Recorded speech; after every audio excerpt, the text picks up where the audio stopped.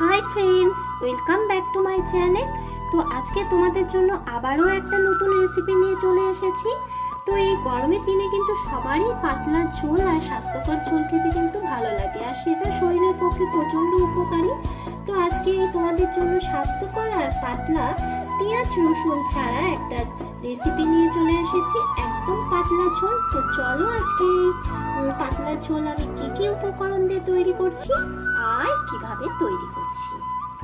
এখানে পোনা মাছ নিয়ে নিয়েছি 6 পিস। পোনা মাছগুলোকে খুব সুন্দর করে ভালো করে আঁশ ছাড়িয়ে নোংরা পরিষ্কার করে ভালো করে ধুয়ে নিয়েছি। এবারে মাছগুলোতে লবণ হলুদ মাখিয়ে নেব। দিয়ে দিলাম 1 চামচ লবণ গুঁড়ো আর 1 চামচ হলুদ গুঁড়ো। এবারে মাছগুলোকে খুব সুন্দর করে লবণ হলুদ দিয়ে আমি মেখে নেব।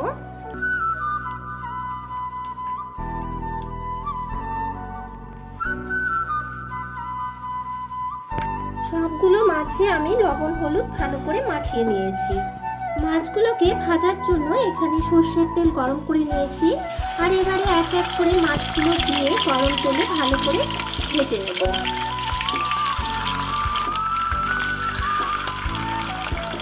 প্রথমে আমি 3টা মাছ ভেজে নেব, পরে আবারও 3টা মাছ ভেজে নেব।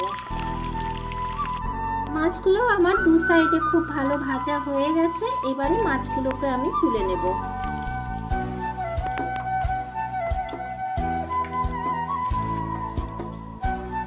পরের মাছগুলো আমি একইভাবে ভেজে নিচ্ছি।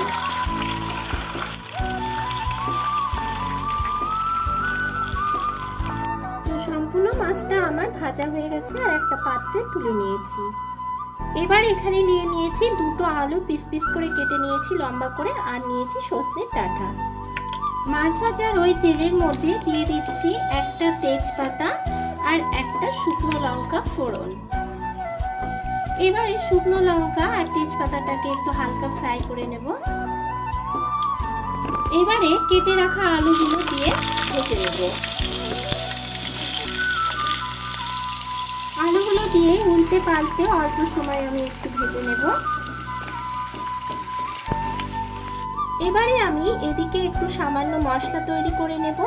এখানে নিয়েছি একদম অল্প পরিমাণে আদা কুচি করে কেটে নিয়েছি। এখানে নিয়েছি গোলমরিচ 7 থেকে 8টা। এখানে নিয়েছি 2টো দারচিনি, আর এখানে নিয়েছি 3টে এলাচ আর 3টে শুকনো লঙ্কা। এই সামান্য উপকরণগুলো এবারে আমি পাটায় বেটে নেব। এখানে আমি 2টো মশলা তৈরি করে নিয়েছি, এটা তো তোমাদেরকে আগেই জানিয়ে দিলাম। আর এটা শুধু স্রেফ লবঙ্গ বাটা আছে। এদিকে আমার আলুটাও ভাজা হয়ে গেছে। এবারে এর মধ্যে দিয়ে দিচ্ছি সজনের ডাঁটা।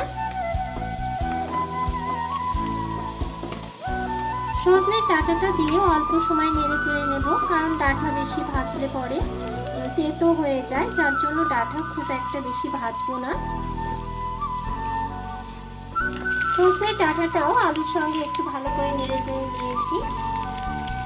এবারে বেটে রাখা মশলাটা এক সাইডে দিয়ে ভালো করে একটু ফ্রাই করে নেব।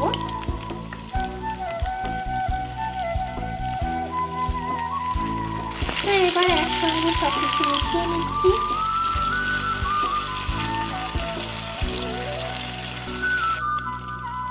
দিয়ে দেবো এবারে স্বাদ মতো লবণ গুঁড়ো। এখানে আমি 2 চামচ মতো লবণ গুঁড়ো ব্যবহার করছি। তোমরা তোমাদের ঝোলের পরিমাপ অনুযায়ী লবণ গুঁড়োটা ইউজ করবে। আর দিয়ে দেবো ছোট চামচের 1 চামচ হলুদ গুঁড়ো। এবারে এই সব উপকরণগুলো দিয়ে আবারও একবার ভালো করে মিশিয়ে নেড়ে চেড়ে নিচ্ছি।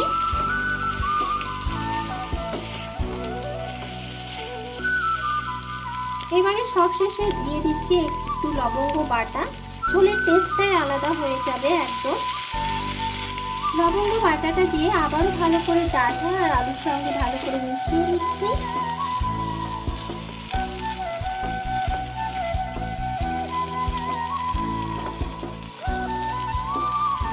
এবারে মশলাটাকে কষিয়ে নেবার জন্য সামান্য পরিমাণে একটু জল দিয়ে দেব।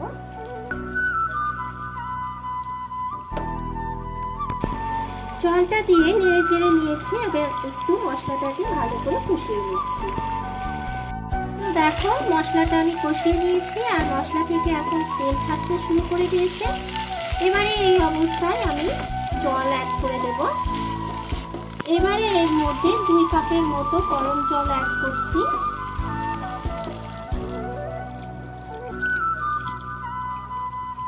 যে কোনো রান্নায় গরম জল ইউজ করলে রান্নার কিন্তু স্বাদটা একদমই আলাদা হয়ে যায়। আর এখানে কিন্তু আমি কোনো রকম কোনো গুঁড়ো মশলা ব্যবহার করিনি, জিরে, ধনে বা লঙ্কার গুঁড়ো কোনোটাই ইউজ করিনি। শুধু এই ঝোলটা একমাত্র করছি আমি লবঙ্গ, গোলমরিচ আর 2টো শুকনো লঙ্কা দিয়ে। তো তোমরা এইভাবে একবার ঝোলটা তৈরি করো, খেতে কিন্তু ভীষণ মজাদার লাগবে। এবারে গ্যাসের ফ্লেমটা হাই করে ঝোলটাকে ফুটিয়ে নেব। দেখো ঝোলটা ফুটে উঠেছে। এবারে এই অবস্থায় দিয়ে দেব ভেজে রাখা মাছ। এক এক করে দিয়ে দিচ্ছি ভেজে রাখা মাছগুলো।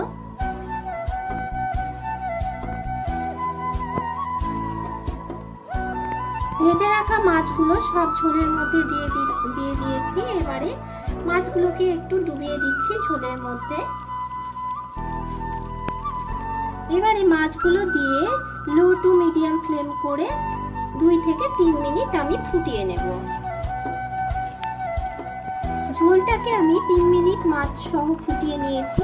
এবারে একটু টেস্ট বাড়ানোর জন্য দিয়ে দিচ্ছি এখানে চিনি। চিনিটা কিন্তু অপশনাল, তোমরা ইচ্ছে করলে দিতেও পারো, নাও দিতে পারো। চিনিটা দিয়ে এবারে ঝোলের সঙ্গে একটু মিক্সড করে নিচ্ছি। এবারে গ্যাসের ফ্লেমটা অফ করে নামিয়ে নেব। ফ্রেন্ডস, ফাইনালি তৈরি করে ফেললাম গরমের দিনের হালকা পাতলা পোনা মাছের ঝোল।